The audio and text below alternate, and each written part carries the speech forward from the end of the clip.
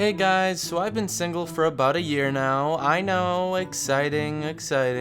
365 whole blissful days of exactly 0 smooches, and I'm so okay with it, it hurts. But seriously though, up until recently, searching for a girl to give all my money and time to really hasn't been a priority.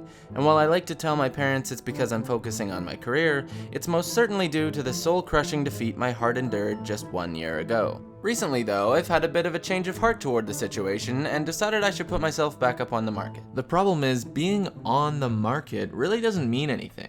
Like if a 12 out of 10 walked up to you and said, "Oh, shibbly shucks, I sure am lonely and kind and funny and smart and emotionally available and also love slightly overweight boys in fedoras," your plump ass, having just come back from your favorite fedora convention, would open your diary, see you wrote "girls are evil" 2 weeks ago, and decide, no thanks, Satan, I'm off the market. No way.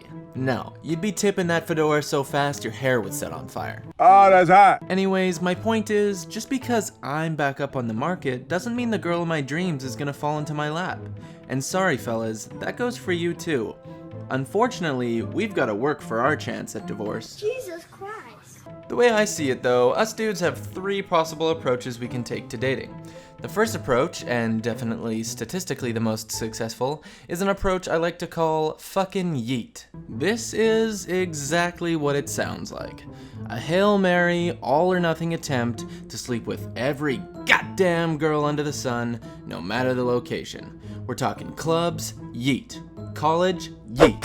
Libraries, yeet. And even funeral homes if you are desperate. Because of the immense amount of energy this takes, introductions by guys using this method are often brief, and so their success rate can be rather low. Luckily, 1% of 1,000 girls is still 10 girls, which is probably more than I'll ever talk to in my entire life. Sarah, if you're watching this, please come back to me, I love you. If you choose this method, you'll definitely go on a lot of first dates due to having literally no standards, but with a pinch of luck, a dab of optimism, and a drop of chloroform, you'll have a girlfriend in no time.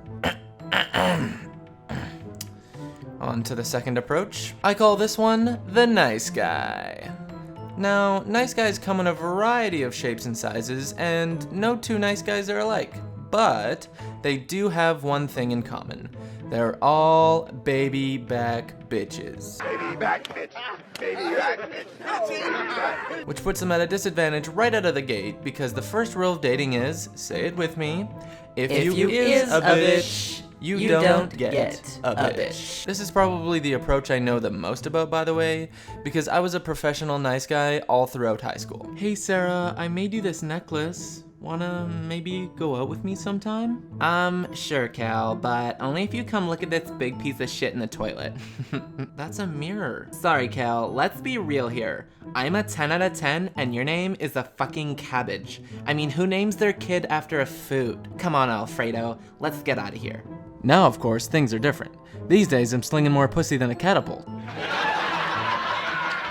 Wait, where was I? Oh yeah, nice guys, mostly due to their lack of confidence and demanding World of Warcraft rating schedule, tend to gravitate towards Tinder as the preferred hunting grounds. For most, this is pretty ineffective, because Tinder is entirely overrun by the fucking yeet squad, and their gluttonous appetites leave only scraps in their wake. Though not ideal, Tinder can offer nice guys an opportunity to connect with someone they certainly wouldn't connect with otherwise, and thanks to the online nature of Tinder, nice guys are free to express their often charming true selves without the fear of ridicule. Well, I mean, who am I kidding? They'll definitely still be ridiculed. Those guys are beyond cringy, but worst case Ontario, they just unmatch the ridiculer and move on. Either way, these shy boys always end up coming out of their shells or finding an equally shy gal to shamelessly play Smash Bros with all day. So if this sounds like you, don't worry, it'll work out. I mean, I hope it does, because putting lips in a wig on your right hand goes from being weird to my strange addiction really fast. Alright, so you might be wondering why this cool little sign here only has 2, fucking whatever these things are. Well, that's because this approach can't really be chosen. Look, sure you can get away with yeeting around town in your 20s, bebopping your way from girl to girl, and sure it's alright to spend your early adulthood posting passive-aggressive nice guys finished last slam poetry on Facebook, but in the end, if y'all motherfuckers don't learn some respect and grow a pair of nuts, shawty will never be a melody in your head. By the age of around 24 though, most nice guys and yeet boys, with the exception of a few degenerate perma-virgins, have realized the error in their ways and found balance in the learn about yourself before you try to learn about other people and own your flaws but also work on them and exploit your strengths and be vulnerable but not needy approach. For nice guys, this might look like lifting some weights, going outside occasionally, talking to real life girls, and chilling the fuck out with the Facebook posts, because everyone knows that Facebook is only good for organizing and then canceling large-scale public events and complaining about your current political leader to your 500 closest friends.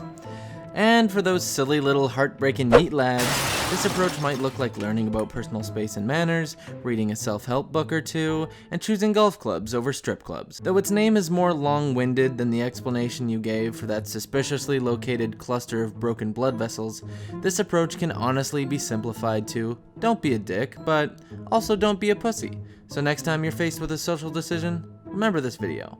And as long as you don't suddenly morph into male or female genitalia, you'll be one step ahead of the competition. Come on, Alfredo, let's get out of here.